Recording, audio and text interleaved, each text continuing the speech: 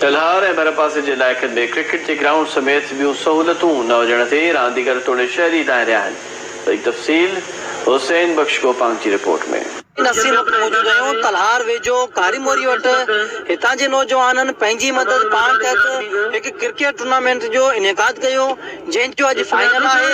अचो त इन हवाले सां हितां जे क्रिकेट जे नौजवाननि सां ॻाल्हायूं ऐं हिते आयल महिमाननि सां ॻाल्हायूं त असांखे छा था ॿुधाइनि। तो इधर हमारा सालाना हर साल टूर्नामेंट भी होता है। हम अपने MP MLA से गुजारिश करते हैं कि हमें ग्राउंड चाहिए, छोटा सा, और तो कुछ नहीं चाहिए, हमें ग्राउंड चाहिए ताकि हमारे खिलाड़ी जो इधर खेलते हैं वो भी अच्छी तरीके से खेलें। गवर्नमेंट की कोई सपोर्ट नहीं है। हमारे जितने भी खिलाड़ी हम अपने मदद आप हम जो इधर करते हैं हर दफा। क्रिकेट टूर्नामेंट जो कारी मोरी ते हर साल थिए थो, वो तकरीबन 5 सालनि खां हिते हले पियो, जेको असांजे UC सैदपुर ऐं मीर साहिब खान जो संगम भी आहे ॻोठ। हिते ही बराड़ी जो ॻोठ आहे ऐं बराड़ी ते का बि एंटरटेनमेंट कोन्हे, उन करे असांजा नौजवान जेके ख़राब थी रहिया आहिनि उन लाइ ही बहितरीन जेको तफ़री आहे हिते वॾनि जी नंढनि जी ऐं जेके कारीगर आहिनि ही बि रांदि लाइ जेको अचनि पिया। त असां अपील था करियूं त तिलके तलहार खे ग्राउंड ॾिनो वञे त जीअं असांजा नौजवान ख़राब न थियनि। कारी मोरी ते अॼु असांजे जो ख़ासि केली हालेपोटा बिरादरी जे तरफ़ां हिकिड़ो इवेंट मुनक़िद कयो वियो आहे। कारी मोरी 11 ऐं राजोखानी 11 जे विच में फाइनल मैच लॻल आहे।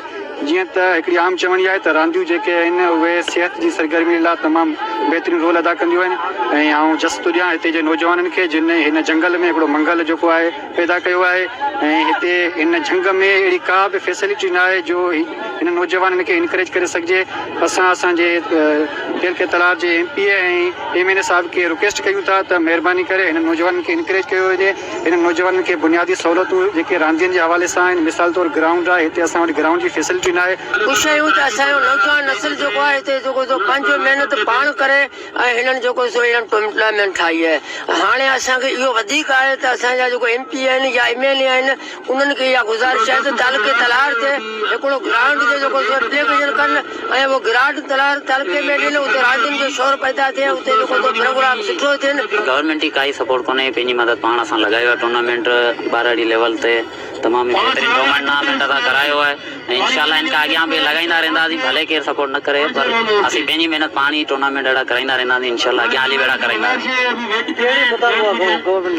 गवर्नमेंट खां इहो ई मुतालबो आहे त पाण तलहार तिलके में ग्राउंड असांखे ॾिन हिकिड़ो जंहिंमें माना पंहिंजे शहर जा छोकिरा क्रिकेट खेॾनि ऐं अॻियां निकिरण जी कोशिशि कनि। क्रिकेट टूर्नामेंट जे फाइनल में आयल रांदीगरनि ऐं आयल महिमाननि जी तव्हां ॻाल्हियूं ॿुधियूं। हिन जो चवणु आहे त गवर्नमेंट खे खपे त तिलके तलहार जे रांदीगरनि जे लाइ हिकु ग्राउंड ॾिनो वञे ताकी हितां जा मक़ामी रांदीगर जेके आहिनि उहे पंहिंजी फिटनेस वग़ैरह बरक़रार रखी सघनि ऐं अॻियां वधी क़ौम ऐं मुल्क जो नालो रोशन करे सघनि।